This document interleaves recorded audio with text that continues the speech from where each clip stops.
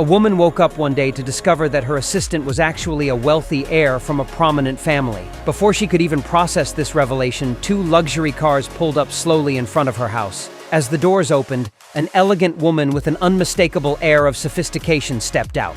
She was the assistant's mother. The mother couldn't wrap her head around her son's choices. She had sent him to the countryside to close a business deal, only to find him working as someone's assistant. She was utterly disappointed, but little did she know that the young woman standing before her would completely transform her son's life. Nick was a notorious playboy, and one day, his mother had finally had enough. She sent him to a remote rural area to acquire a piece of land, a task that was far from easy, as her company had been trying to close this deal for years. She wanted Nick to prove himself through action. And so, Nick set off for the countryside. Just as he was approaching his destination, the car hit a bump and coffee spilled all over his clothes. The butler nervously apologized, but Nick didn't give him a hard time about it. With his outfit ruined, he had no choice but to change into the butler's son's clothes. The ill-fitting shirt with its cute cartoon print was a far cry from his usual sophisticated style. After changing, he decided to walk the rest of the way. When he arrived, he was stunned by what he saw. A woman was helping a cow give birth. Nick instinctively grabbed a bucket from a girl passing by, but she mistook him for a job applicant and casually directed him to go help her sister.